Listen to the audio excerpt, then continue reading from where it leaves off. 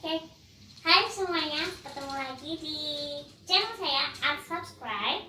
Unsubscribe, yakin mau unsubscribe. Oke, kali ini episode Sambang Sana kedua. Jadi kalau kemarin sudah lihat dari Sambang Sana pertama sama Mas Sabar Subadri, sekarang ada lagi nih dari Salatiga lagi. Nah, saya mau bertemu dengan seorang ibu. Ya, namanya Bu Maya. Mau ibu? Halo sahabat Sambang Sana, Sambang Sini bersama dengan Mbak Galuh. Oke. Apa kabar Mbak Galuh? Baik ibu. Nanti saya yang nanya. Yang disambangi yang nanya. Ya. Baik, alhamdulillah sehat walafiat. Ya. Bisa ketemu lagi kita Ya, ya setelah setahun nggak Ya. ketemu. Iya, setahun ya. Oh, setahun. Oke, ya. Teman-teman perlu diketahui saya ini masuk atau bergabung di komunitas ya Bu, komunitas Salatiga. Salah satunya itu adalah Alzi Salatiga. Nah, ibu inilah yang pertama kali kita kenalan ya, waktu itu voice call ya kalau nggak salah. Mbak Galuh mencari informasi Hmm. tentang Alzheimer ke Jakarta, lalu dihubungkan dengan saya. Ya, kita mau ngomongin itu tadi, Alzheimer. Nah, Alzheimer itu apa sih? Mungkin kebanyakan dari semua yang menonton ini bertanya-tanya, atau mungkin di YouTube sudah ada semisal Alzheimer itu apa. Cuman saya ingin mengupas lagi secara sederhana, secara bahasa yang lebih sederhana tentang Alzheimer itu atau demensia itu yang seperti apa. Gitu ya Bu? Ya. Oke. Ya. Kalau boleh nih saya awamlah pertama-tama lah Alzheimer. Bisa dijelaskan lebih sederhana lagi Oke. nggak? Alzheimer itu apa sih? Ya, sebelumnya Mbak Galuh, Nah. aku harus menyampaikan kepada sahabat Sambang Sana Sambang Sini bahwa aku adalah relawan dari Yayasan Alzheimer Indonesia. Oke. Biasanya disingkat ALSI. Oke. Sementara ini ALSI Salatiga masih dalam proses penataan organisasi. Jadi ALSI di Salatiga ini berdiri sejak tanggal 28 November 2015 gitu. Jadi hampir 5 tahun ya Mbak Galuh. Kalau dengar kata Alzheimer mungkin belum banyak orang tahu, apalagi paham itu bahasa apa sih gitu ya. Kecuali orang medis ya, atau keluarga yang merawat penderita. Tapi kalau mendengar kata pikun, pasti kita sudah sering dengar. Bahkan kita sering kali menganggap kalau seorang tua sudah lanjut usia, atau bukan orang lanjut usia deh Mbak Galuh, misalkan kita melupakan sesuatu aja, Suka naruh barang lupa. naruh barang lupa, pasti teman kita atau orang di sekeliling kita, oh kamu pikun gitu. Itu kan pokoknya kalau ada orang lupa, apalagi orang pelupa, itu identik dengan pikun. Nah, sebenarnya harus dimulai dengan memahami Alzheimer itu bagian dari demensia. Demensia. Demensia, bukan dimensi ya.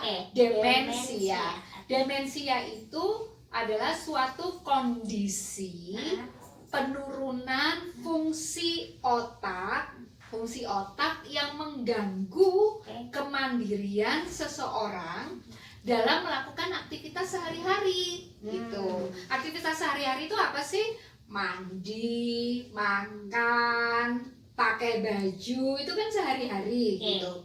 Nah, tapi karena kondisi penurunan fungsi otaknya, aktivitas sehari-hari yang begitu mudah dilakukan itu bisa loh Mbak Galuh, tidak lagi bisa dilakukan oleh seseorang yang mengalami demensia ini gitu. Nah, kondisi penurunan fungsi otak itu disebabkan oleh berbagai penyakit banyak. Salah satunya adalah Alzheimer, yang paling sering malah Mbak Galuh, Alzheimer. Jadi demensia itu payung besarnya kondisi penurunan fungsi otak yang mengganggu kemandirian seseorang. Orang bisa lupa kalau belum makan, Ya. orang bisa lupa kalau belum mandi, orang bisa tidak lagi tahu caranya minum, Nah, dan itu gitu. berkelanjutan ya, bukan Iya, hanya sekali iya, dua kali kayak iya. gitu. Pokoknya orang yang tadinya mandiri menjadi tidak bisa melakukan hal-hal yang sederhana dan sehari-hari itu, gitu.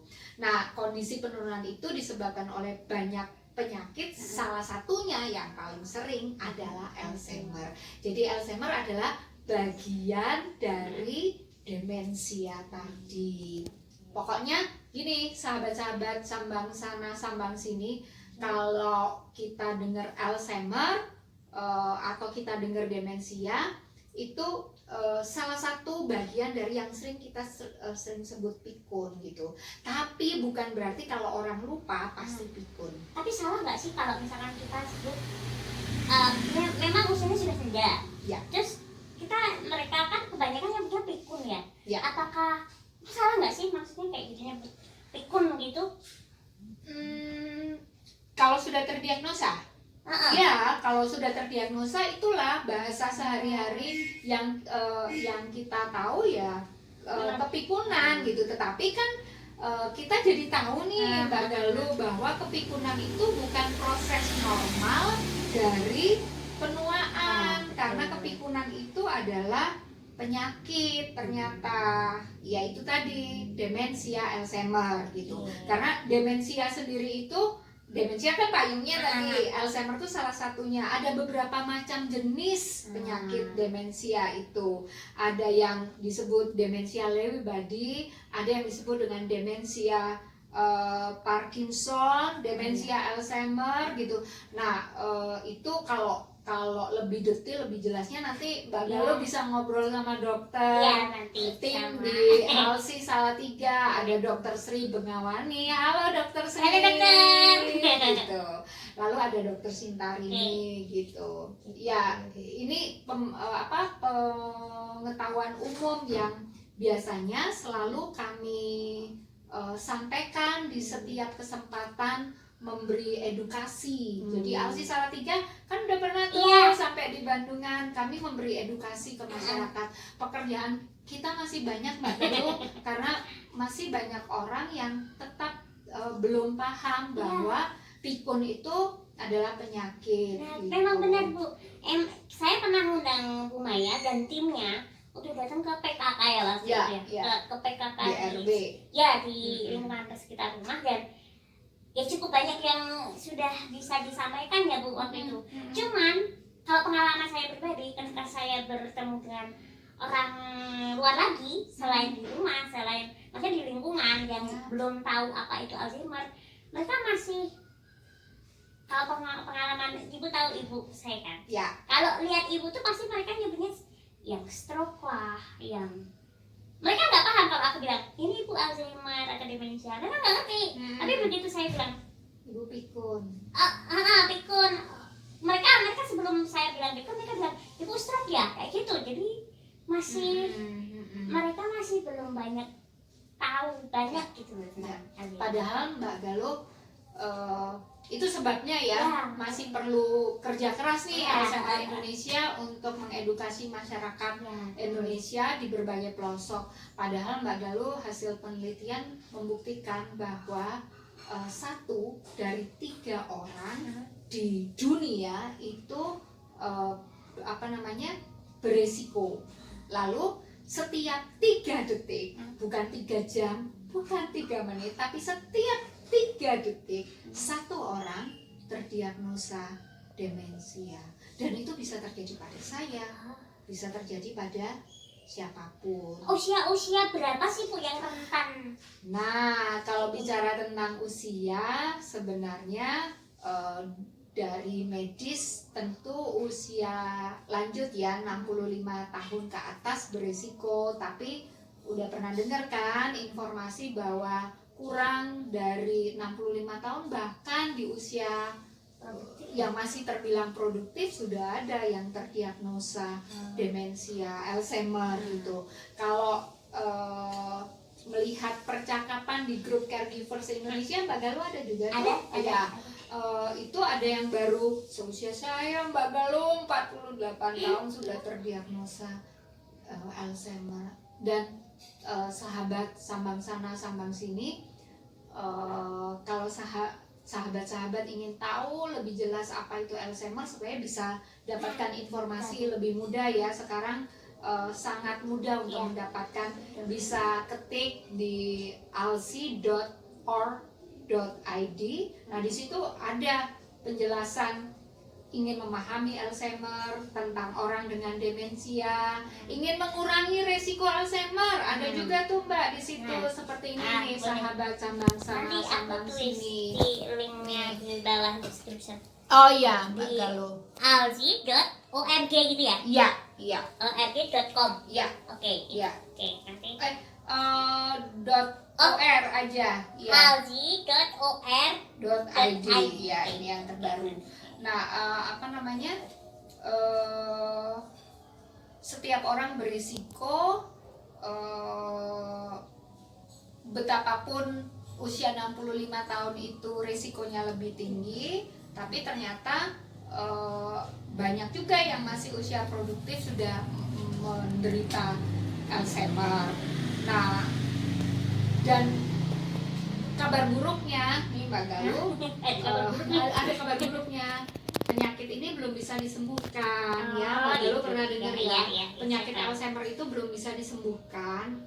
Obat-obat yang ada itu hanya memperlambat laju perburukannya. Jadi misalnya semula dia cuma lupa saudara jauh yang jarang dilihat, tapi kalau itu nggak diobati, maka laju perburukannya itu akan semakin cepat. Dalam waktu 1 tahun saja dia bisa lupa suaminya atau istrinya, dia bisa lupa anak-anaknya, dia juga bisa lupa nama dirinya sendiri. Ini seperti caregiver kita ini yang merawat dan mendampingi ibunya yang tidak lagi mengenali orang-orang terkasih di sini. Dan itu adalah duka cita ya. Sebenarnya proses duka citanya sudah dimulai, meskipun masih hidup, masih ada di hadapan kita, masih bisa kita rawat, tapi sebenarnya kita sudah mulai berduka karena secara fisik masih orang yang kita kasihi, tetapi karena fungsi kognitifnya, fungsi otaknya yang sudah mulai menurun, dan itu mempengaruhi perilakunya, mempengaruhi emosinya, mempengaruhi kemandiriannya, kita seolah-olah berhadapan dengan orang yang tidak kita kenal, orang asing, dan itu kan pasti mendatangkan kesedihan bagi keluarga yang merawat. Iya. Tapi ini ya berkat itu tadi sih, berkat saya bertemu dengan komunitas juga. Ya itu pernah ya, makanya ketika 3 tahun yang lalu saya bertemu dengan rumah yang ini, saya sangat-sangat merasa terbantu. Dalam artian tujuan awal saya waktu itu adalah saya ingin Bapak ini biar tidak merasa sendiri, bahwa ada keluarga-keluarga lain yang punya problem yang sama kayak gitu.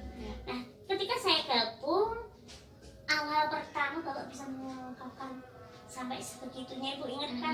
Nah, itu kan saya merasa lega, Bu. Saya merasa lega. Oke, ada wadah. Iya, ada tempat. Nah, bagi teman-teman yang merasa ada orang tua atau kerabat saudara yang kemungkinan terdiagnosa Alzheimer kayak gitu, boleh kok silahkan bertanya pada Alzheimer Indonesia. Alzheimer Indonesia ada, atau di websitenya tadi ya Bu, ada beberapa. Nanti dari websitenya Alzheimer Indonesia, kalau sahabat-sahabat membutuhkan informasi lebih lanjut, tapi misalkan sahabat-sahabat tinggal di Bandungan, tinggal di Ambarawa, atau tinggal di daerah-daerah lain, biasanya Alzheimer Indonesia akan menghubungkan dengan perwakilan terdekat gitu. Tapi kalau di Jawa Tengah ini sebenarnya sudah banyak ya, ada Alzheimer Indonesia perwakilan Semarang, selain yang di Salatiga Alzheimer Indonesia perwakilan Salatiga, ada Alzheimer Indonesia perwakilan Solo, Solo Raya. Ya, Solo itu meliputi beberapa kabupaten, Wonogiri, Sukoharjo, sampai sampai ke mana tuh Karanganyar gitu. Lalu ada di Alzheimer Indonesia perwakilan DIY Yogyakarta. Oke. Jadi Jawa Tengah sudah ada 3 perwakilan, lalu di Jogja. Oke.